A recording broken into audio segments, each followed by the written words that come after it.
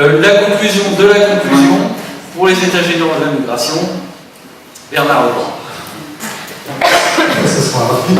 Je vais poursuivre ce que tu disais. Cette journée, avec sa présence surtout ce matin, l'après-midi, il y a aussi une urgence climatique qui fait qu'un certain nombre de gens qui sont dans la rue cet après-midi et ne sont pas là. Montre une chose, c'est que ça correspondait à un besoin. On peut dire aussi que cette journée était trop courte, parce qu'il y a toute une série d'aspects de la loi qui n'ont pas été abordés et qui sont aussi des aspects très importants, mais le temps nous manquait. Donc moi je tiens à vous remercier, c'était quelque chose de très important, et ça prouve aussi qu'il y a des questions extrêmement fortes qui se posent et qu'on a besoin encore de réfléchir, de travailler et d'agir ensemble. Parce que ça montre une chose, déjà cette journée, c'est la grande complexité de la loi qui sort, y compris d'abord pour les juristes, on aperçoit, donc qu'est-ce que c'est pour les militants et encore plus pour les gens concernés, qui vont donc être complètement dessaisis de leur propre histoire pour demander un titre de séjour ici. Donc là on voit bien que la personne qui arrive est considérée comme un objet mais difficile, va avoir du mal à se retrouver dans le maquis des textes réglementaires qui sont là. Je crois qu'on peut qualifier cette loi de loi de police administrative et même de police tout court lorsqu'on passe dans le droit pénal, ce qui est quand même des nouveautés. Ça ne veut pas dire que ça sera agité par chaque parquet et par chaque préfecture, mais maintenant le verre est dans le fruit. C'est quelque chose qui est extrêmement important en termes de sens de la loi. C'est une loi de police administrative. Je crois qu'elle révèle, et on peut le dire là-dessus, quelque chose qui est fondamental. C'est une politique structurelle, on peut la qualifier comme telle, de l'État, de rejet des étrangers. Je pense qu'elle s'inspire de deux choses, avec des dérives qui sont extrêmement graves sur le terrain des libertés. D'abord, il y a eu un terrain expérimental avec la loi antiterroriste, qui est aujourd'hui utilisée, y compris sur le terrain général des libertés pour la régression, et extrêmement utilisée sur le terrain des droits des étrangers, sur l'ensemble de ces aspects. Et la deuxième, c'est que cette loi est caractérisée, elle introduit dans le CESEDA des éléments qui étaient en vigueur, on n'en parlait pas ici, mais sur les territoires d'outre-mer et entre autres à Mayotte. Donc ce qui se passait à Mayotte devient une règle ici, et ce qui se passe à Mayotte aujourd'hui, c'est des régressions supplémentaires. Je le dis parce qu'on n'a pas dit, mais qui risquent de nous arriver en France, tout simplement avec une chose extrêmement importante dans un État dit républicain, qui est la remise en cause du droit à la nationalité, du double droit du sol sur un territoire, un département de France, Mayotte. Ce sont des règles différentes qui vont s'appliquer. Ce n'est pas rien. Donc on a affaire, regardez bien le processus, est introduit dans le CESEDA des éléments de gestion des étrangers qui existaient dans les normes. Donc ça généralise en France et on introduit aujourd'hui en Mayotte des éléments nouveaux de remise en cause de droit à la nationalité dont on peut penser demain qu'un autre gouvernement le remettra dans le droit de la nationalité en France, parce que c'est toujours comme ça que se produit des dégradations. Quand on regarde un recul des libertés pour une partie de la population, ça prépare toujours une régression pour l'ensemble de la population. Il faut toujours l'avoir en tête, c'est quelque chose qui est très important, et cette loi marque des régressions et des ruptures du point de vue de ce qu'on appelle l'arc républicain qui sont extrêmement importants. Cette loi d'ailleurs le disait dans ses préambules, tout simplement dans cette délibération des motifs, si on regarde bien, puisqu'elle s'appelle la loi pour la maîtrise de l'immigration, pour un droit effectif de l'asile et éventuellement l'intégration. Et le premier aspect, c'est la maîtrise de l'immigration. C'est pas autre chose. Et ça se vérifie tous les jours dans les actes du gouvernement. C'est-à-dire qu'il s'agit, on ne traite la demande d'asile et de l'évolution uniquement sous la forme de la maîtrise de l'immigration. Et quand on fait ça, ils n'ont pas discuté d'une chose. On peut regarder la chaise vide de cette affaire-là. Jusqu'à 2016-2017, on parlait des sans-papiers en France. D'accord ? Regardez bien aujourd'hui. On ne parle plus des sans-papiers.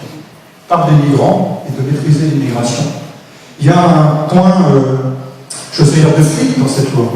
On ne parle à aucun moment des gens qui sont ici depuis longtemps, dans le droit de séjour. On ne parle à aucun moment, on aborde la question sur les liens sociaux, familiaux qui se sont créés ici. À aucun moment, on ne parle des liens sous la forme des droits à l'école, le droit à la santé. C'est pas sous cette forme-là qu'elle est décrite. Elle est décrite sur la forme maîtrise de l'immigration, j'accélère, je vide le droit de sa substance, ça devient un droit formel, et l'objectif, c'est de le rejeter. C'est une loi de circonstances politiques, c'est une loi d'ingénierie de l'expulsion, ce n'est pas une loi d'accueil, et en ce sens-là, c'est une loi profonde de rupture avec l'humanisme qu'on a pu porter, qu'on porte ici, et que la société française, on peut penser dans son ensemble elle porte. C'est en ce sens-là que c'est extrêmement important. Alors, bien entendu, on pourrait développer toute une série de choses, mais sur le terrain des libertés, juste, j'en ai parlé un peu ce matin, mais des aspects qui n'ont pas été abordés, qui vont nous concerner, c'est la mise en fiche et la généralisation des fichiers. On le voit sur les mineurs. On va voir un fichier qui va se constituer des sans-papiers, puisque quand on sera contrôlé et qu'on aura un défaut de titre de séjour, vous serez mis en fiche immédiatement, qui sera circulé à l'échelle européenne. Donc vous allez avoir une mise en fiche d'une partie de la population de ce pays, de l'Europe, mais c'est aussi vrai sur le terrain mondial, une partie extrêmement significative de cette population qui est mise en fiche et qui est rejetée, qui est aux marges et dont on ne veut pas. C'est quelque chose qui est extrêmement important. Ça se manifeste, cette politique de rejet de la France, de manière, une qui a été abordée ce matin, sur le fait qu'on dit qu'on va traiter la demande d'asile à l'extérieur, donc avec les camps de l'ONU qui sont à l'extérieur, avec là, y compris, il faut le dire, une remise en cause très claire du droit. Parce que si vous êtes au Niger et qu'on vous dit je demande l'asile, toi t'es bon, tu prends, tu vas être réadmis, toi t'es pas bon pour l'asile, vous n'avez aucun moyen de recours. Aucun moyen de recours. C'est une mise en cause fondamentale du droit, dans cette affaire-là, qu'on peut droit au recours. Vous allez avoir un entretien, on vous dira vous, c'est pas bon pour l'asile, et ça sera terminé. Vous serez mis en fiche, ça sera terminé. C'est quelque chose qui est gravissime en termes de droit. L'autre chose que la France pratique aujourd'hui, il faut en parler, c'est l'actualité. La France vend des vedettes à la Libye, aux gardes-côtes libyens, des vedettes militaires, pour empêcher les migrants de traverser. Donc vous avez une baisse, mais on emploie des moyens militaires pour que les gens viennent ici demander l'asile. C'est ça qui se passe. C'est ça qu'il faut dire. Et cette loi, c'est une forme de traduction politique administrative de police pour traduire, pour mettre en place cette politique. Alors nous, la question qui vient derrière, qui est extrêmement importante, je vais finir là-dessus, c'est il y a quoi on sert. On peut avoir des visions, il y a quoi on sert. Je pense qu'il y a des réflexions à avoir. Alors d'abord, je vais m'adresser, je pense qu'il va y avoir une modification profonde du travail de tous les travailleurs sociaux qui sont ici, des juristes qui sont là. Et je m'adresse d'abord aux membres des associations qui ont une délégation de service public à leur conseil d'administration, à leur président, pour leur dire que nous avons besoin de se rencontrer, de travailler ensemble. La nature de ce que vous faisiez va changer. Y compris, elle change dans la loi, puisque les responsables des structures vont être dotés de pouvoirs de police pour l'expulsion locative. Donc vous ne pouvez plus faire comme si ce n'était pas vrai, y compris vos missions dont la loi change totalement. Quelle résistance on a ensemble? Quelle résistance vous avez comme association? Quelle discussion on a tous ensemble? Parce qu'on ne va pas résister chacun de son côté, c'est bien un mouvement d'ensemble qu'il faudra développer.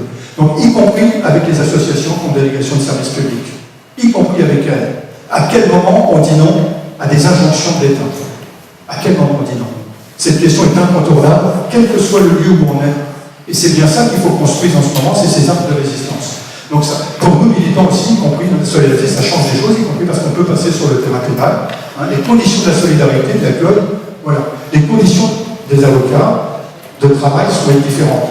Et bien je pense que l'axe, et ce qu'on veut porter, c'est bien un axe commun de résistance, chacun avec une place différente. Mais pour dire ça, on ne veut pas, ça ne veut pas être en notre compte. C'est quel axe de résistance développer les avocats, les militants de la solidarité et les associations qui ont délégation de service public.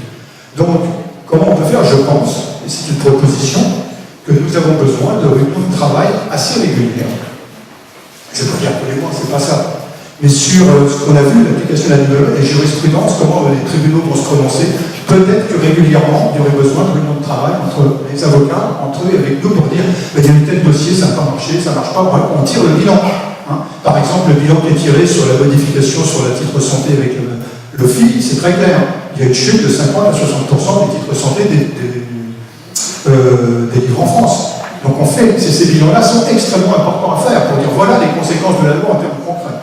Donc les réunions de travail, je pense aussi que là, les EGL, il faut que, s'il y en a dans la salle, on rencontre très précisément les associations qui ont délégation de service public pour avoir ces échanges. C'est quelque chose.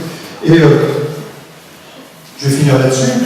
Mais je pense qu'après, nous, comme association et comme militants bénévoles, eh bien c'est bien nos actions et nos interventions communes dans une mobilisation qui sont essentielles dans cette affaire-là.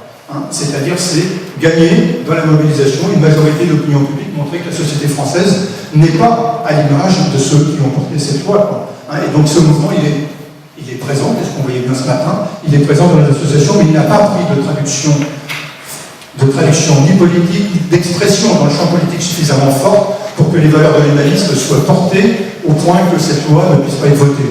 Là-dessus, nous avons des échecs, donc ça signifie qu'il faut qu'on avance. Il y a des échéances, je le dis, avec les EGM, qui sont les élections européennes. Le 26 mars, nationalement, il y aura une conférence de presse, ça va être rendu public deux documents. D'abord, le cahier des faits inacceptables, il faut voir comment on peut le retranscrire dans le département, il faut qu'on se voit là-dessus, et le cahier des alternatives, s'est rendu public nationalement le 26 mars. Ouais. Il y a une adresse aux parlementaires qui sont candidats sur les élections européennes. Donc il faut saisir de l'actualité pour aujourd'hui mobiliser sur ce terrain-là. Il y a un matériel, il est tombé ici, il était en diffusion, d'un 4 pages sur quels sont les grands axes et pourquoi on se base sur nos revendications écologiennes. C'est à diffuser massivement, donc je pense qu'il faut qu'on se voit aussi pour dire comment on diffuse massivement un tas d'exemples inacceptables, quelles sont nos propositions et qu'on puisse peser ensemble. Ça demande un travail commun, très large, de fourmis, mais aussi une expression commune, publique et politique au sens noble du terme. Et je vais finir, la première rendez-vous pour cette affaire-là, ça a été dit ce matin, c'est le 18 à 18h, devant la préfecture. On se réunira après à la Maison des Citoyens pour voir justement comment on peut mettre en œuvre ces éléments. Moi, je donne rendez-vous, mais bien au-delà de ceux qui sont ici, à tous ceux qui sont dans le réseau, le 18 à 18h devant la préfecture, pour dire, eh bien, un récépissé, un titre de séjour pour ceux qui viennent nous voir, et non à cette fois.